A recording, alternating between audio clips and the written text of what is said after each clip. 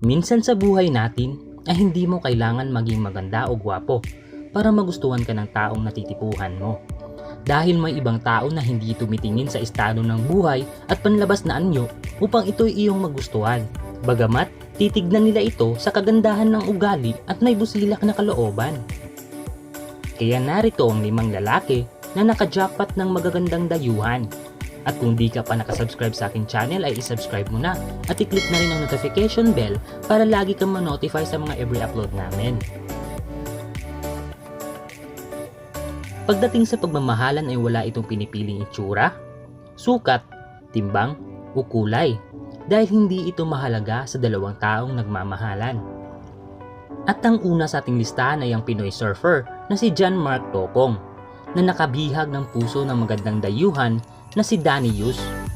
Nag-viral kasi ang litrato nila matapos ipinost ni John Mark sa kanyang Instagram account dahil ibinahagi ng dalawa ang kanilang mga larawan kung saan makikita ang masaya nitong mga mata na tila iginapos ng pagmamahalan. Ang mga larawan na ito kung saan ay ginanap ang kanilang kasal na tila nasa garden kasama ang napaka-cute nilang anak na si Olive. Maraming netizen ang namangha sa naging relasyon ni John Mark at Danny dahil bukod sa pagkakaiba nila ng kulay ay mas matangkad pa itong si Danny kay John Mark. Pero sa kabila ng lahat ng pagkakaiba ng dalawa ay nanaig pa rin ng tibay ng kanilang pagmamahalan. Ika nga ni Mark, ang kanyang pagmamahal ay parang karagatan, hindi masusukat.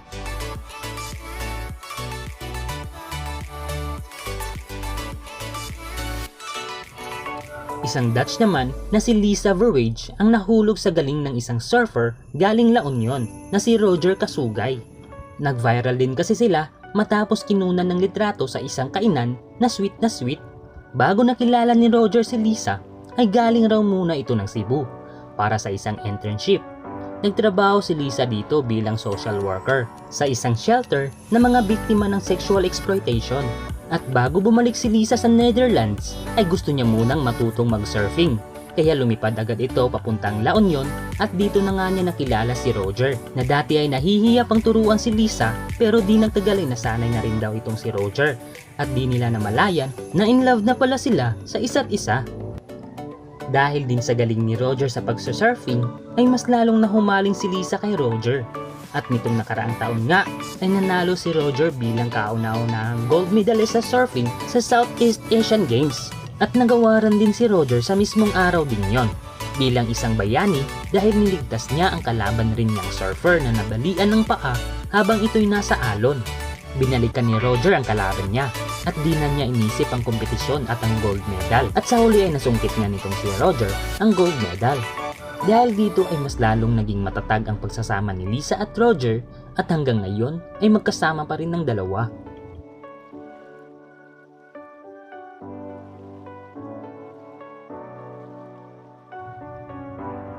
Polly Alexandra Robinson at Karna Radheya. Sila ay nag-viral din sa Facebook. Maraming netizen ang malma sa litrato. Subalit sa kabila ng panghuhusga sa kanilang pagmamahalan, hindi sila pinanghinaan ng loob at pinatatag pa nila ito nang sila ay magpakasal. Mapapansin natin na may malaking pagkakaiba nga itong si Polly dahil sa kanyang napakaputing balat, bland na buhok at napakaganda nitong itsura. Habang ang partner naman ito ay medyo maitim dahil nga sa pagsusurf pero hindi ito basihan para kay Polly. Galing Manchester, England si Polly at 21 years old siya nung una niyang nakilala si Karna sa Bali, Indonesia noong 2017. Isang Muslim itong si Karna. Dahil sa conflict ang relihiyon ng dalawa, ay gumawa ng paraan si Polly para sa kanilang kasal.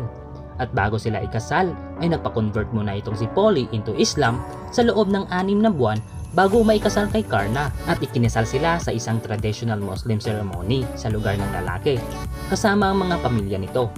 Dito napansin ng mga netizen na talagang mahal na mahal ni Polly si Karna at handa niyang gawin ang lahat, makasama lang ang taong mahal niya at balak na rin nga ni Polly na mag-apply ng citizenship sa naturang bansa para mas lalong makasama niya na matagal si Karna.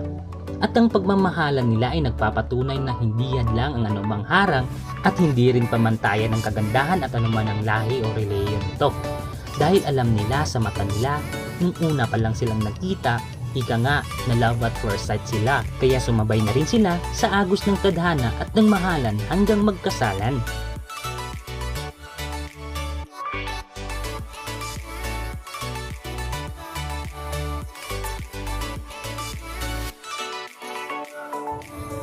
At ang pang-apat sa ating listahan ay isang kilalang personalidad sa larangan ng showbiz. Walang iba kundi si Andy Eigenman. At ang bumiyang sa puso ni Andy ay isang surfer galing Siargao. Siya ay si Felmar Alipayo. Si Felmar ay nanalo bilang 19th Siargao National Surfing Cup at kauna-unahang Philippine Surfing Championship Tour at naging bahagi sa isang World Surf League. Nakilala ni Andy si Felmar nung nagbakasyon ito sa Siargao. Sa isang interview sa isang TV show, tinanong si Felmar kung kilala niya nga ba si Andy bilang isang artista. At ang sagot ni Felmar dito ay hindi siya sure kung artista nga ba si Andy. Kasi nga hindi naman daw sila mahilig sa TV doon. At nagulat na lang itong si Felmar na ang daming nagpapapicture kay Andy. At dito na nga niya nalaman na artista nga pala ang kanyang nakilala at ngayon ay asawa na niya.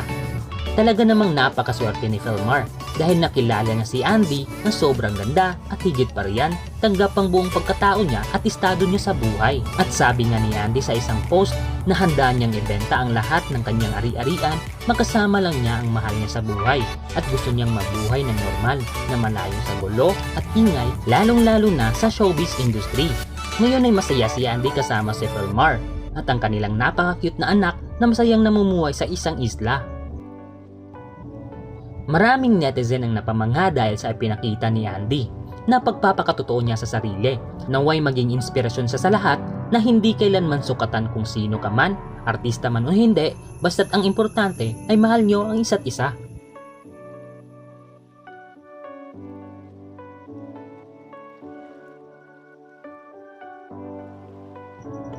At ang huli sa ating listahan ay si Vika, isang Lithuanian, at si Eugene naman ay isang Pinoy. Nagsimula ang relasyon nila noong 2017 nung nakita ni Eugene si Vika sa Facebook na talaga namang tululaway niya sa sobrang ganda nito. Kaya naman minessage niya agad ito sa messenger ng simpleng hi. Kinabukasan nagulat si Eugene nang biglang may nag-reply. At ito ay si Vika. Di niya akalain na magre-reply si Vika sa message niya dahil sa ganda nito. Sino ba namang magandang babae na magre-reply sa isang di niya kilala? Kaya nagulat si Eugene at agad nagpakilala ito. At dahil dito ay napadalas ang pagchat-chat nila sa messenger at nag-level up pa nga ito sa isang video chat araw-araw na talaga namang nagpatibay sa kanilang relasyon at hanggang nauwi sa isang pagmamahalan pagkatapos ng isang buwan. May 16, 2017 ay naging opisyal na nga ang dalawa.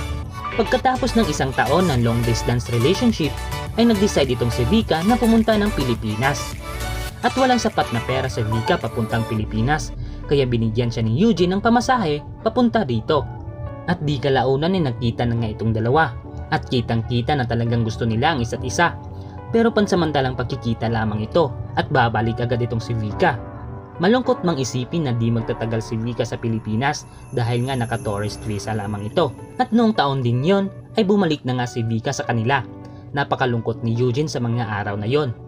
Gusto ni Eugene na pumunta ng Lithuania sa bansang Europe para makasama itong si Vika at dahil nga napaka-stricto ng proseso papuntang Europe ay napagpasyahan ng magkasintahan na mag-ipon para bumalik itong si Vika sa Pilipinas at dito na tumira. Kaya makalipas ng ilang taon ay binilhan ni Eugene ang ticket sa Vika para makabalik sa Pilipinas kahit maliit na halaga lang ang dala niya. Basta't ang importante ay makapili niyang muli si Eugene.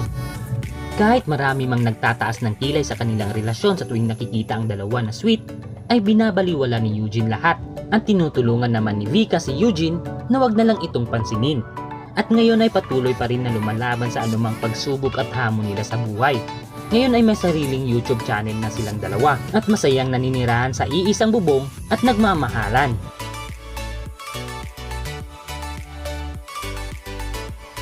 Isa lang ang malinaw sa ipinakita ng mga nagmamahalan ito na hindi basihan ng pisikal na kaanyuan at layo pagdating sa pag-ibig. Dahil mas importante na maging kabiyak ng puso mo ay ang iyong taong kaya kang respetohin, igalang, mahalin at tanggapin ang buong pagkatao mo kahit anuman ang meron ka.